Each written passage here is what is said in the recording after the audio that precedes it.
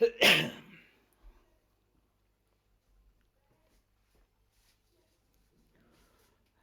बच्चों, good morning. This is your R K Mishra sir. तो देखो, आज हम डॉक्टर विभा चौधरी के बारे में बात करेंगे। भारत की पहली महिला भौतिक वैज्ञानिक, ठीक है ना। जिसे हम कह सकते हैं कि फिजिक्स की सबसे अच्छी इंडियन साइंटिस्ट है, ठीक है ना। बट प्रॉब्लम क्या है कि इतिहास की किताबों में कुछ तो नाम बहुत बड़े अक्षरों में लिखे जाते हैं और कुछ नाम इतने छोटे हैं कि उन्हें मिटाने की कोशिश किया जाता है। जो आज की डॉक्यूमेंट्री में बना रहा हूँ वो ऐसे ही एक महान वैज्ञानिक पे है जिसने भौतिकी की दुनिया को बदला, लेकिन खुद इतिहास के हाशिए पर चली गई। यह कहानी है डॉक्टर विभा चौधरी की, भारत की पहली। देखो, आपने सुना होगा कि मेसॉन थियरी पे नोबेल प्राइज भी मिला, लेकिन मेसॉन थ्योरी बहुत पहले इंडियन साइंटिस्ट ने दे दिया था। तो आज उसी इंडियन साइंटिस्ट के बारे में हम बात करेंगे जिनका नाम है विभा चौधरी। तो देखो, डॉक्टर विभा चौधरी का जन्म 1913 में 1913 में कोलकाता में हुआ था। यह वह दौर था जब लड़कियों को शिक्षा को समाज में प्राथमिकता नहीं दी जाती थी और विज्ञान पढ़ना तो बिल्कुल ही असंभव माना जाता था। लेकिन विभा बचपन से ही अलग थी। वो सवाल पूछती थी, तारों को देखती थी और प्रकृति को समझना चाहती थी। उनके परिवार में उनकी पढ़ाई का समर्थन किया और यही समर्थन आगे चल के भारतीय विज्ञान के इतिहास को बदलने वाला था।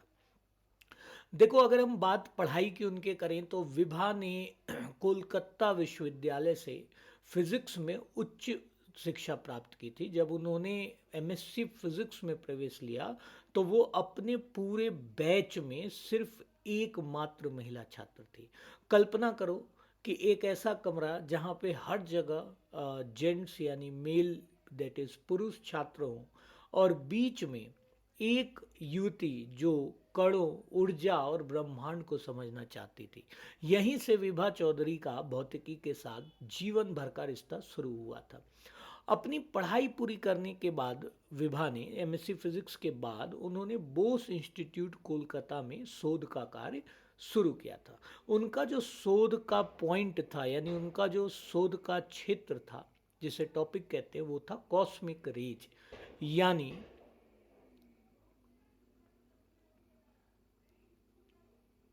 वो उच्च ऊर्जा कण जो अंतरिक्ष से पृथ्वी पर आते हैं, उसके ऊपर वो उन्होंने रिसर्च करना स्टार्ट किया था। आज यह क्षेत्र आधुनिक कण भौतिकी की नींव है, लेकिन उस समय भारत न तो उन्नत उपकरण थे और न ही पर्याप्त संसाधन। फिर भी विभा ने डॉक्टर देवेंद्र मोहन बोस के साथ मिलकर ऐसे प्रयोग किए जो अपने समय से काफ़ी आगे के थे। देखो, 1940 के दशक में विभा चौधरी उच्च शोध यानी हायर स्टडीज़ के लिए इंग्लैंड चली गई और उन्होंने वहाँ पे यूनिवर्सिटी ऑफ मैनचेस्टर से पीएचडी की, ठीक है। और आपको पता है उन्होंने किसके साथ वहाँ पे काम किया? उन्होंने काम किया नोबेल प्राइज़ के जो विजेता थे, पीएमएस ब्लैंकेट के निर्देशन में उन्होंने काम किया। यह उस समय एक भारतीय महिला वैज्ञानिक के लिए असाधारण उपलब्धि थी। उनका शोध और कॉस्मिक रे और न्यूक्लियर ट्रैक डिटेक्शन पे था, जिसे आज हाई एनर्जी फिजिक्स की बुनियाद मानी जाती, दैट इज फंडामेंटल बोला जाता है। जब वो पीएचडी पूरी करने के बाद विभा भारत लौटी तो वो उन्होंने उनके पास बहुत सारे ऑफर थे, लेकिन उन्होंने Tata institute of fundamental research, that is TIFR, Mumbai को ज्वाइन किया और वहाँ पे वो अगेन अपना जो फिजिक्स से रिलेटेड जो उनका रिसर्च था उसे कंटिन्यू की। यहाँ उन्होंने कण डिटेक्शन, कॉस्मिक रे का प्रयोग और बाद में कोलर गोल्ड माइन प्रयोगों से जुड़े शोध कार्यों में योगदान दिया। हालांकि उनके योगदान को वह पहचान नहीं मिल सकी जिसकी वो हकदार थी।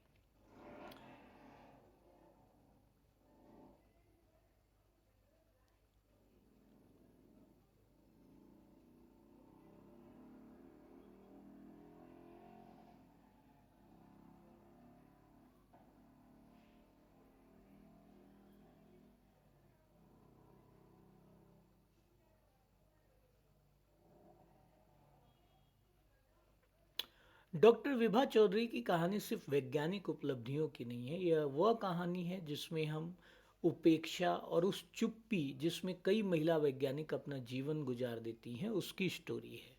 ठीक है, जीवन के अंतिम वर्षों में अंतर्राष्ट्रीय खगोल विज्ञान समुदाय ने उनके सम्मान में एक तारे का नाम विभा रखा। यह एक प्रतीक था कि भले ही इतिहास देर करे, लेकिन सच्चा विज्ञान कभी भुलाया नहीं जाता है। तो आइए कंक्लूजन पार्ट पे चलते हैं। तो डॉक्टर विभा चौधरी सिर्फ भारत की पहली महिला कण भौतिकी वैज्ञानिक नहीं थी, वो एक विचार थी, एक साहस थी, और उन लाखों बेटियों की प्रेरणा थी जो विज्ञान में अपना भविष्य देखते हैं। अगर यह कहानी आप तक पहुंची है तो इसे आगे भी पहुंचाइए, क्योंकि इतिहास तभी बदलता है जब हम भूली हुई आवाज़ों को फिर से सुनते हैं। तो थैंक यू फॉर वॉचिंग। और मैंने एक सीरीज स्टार्ट की है जिसमें हम अपने सारे इंडियन साइंटिस्ट को कवर करेंगे, मेनली जो फिजिक्स में कुछ ना कुछ जिन्होंने योगदान दिया है। पहले हम महिलाओं का स्टार्ट कर रहे हैं, उसके बाद हम सभी वैज्ञानिकों की बात करेंगे। तो thank you, God bless you all, and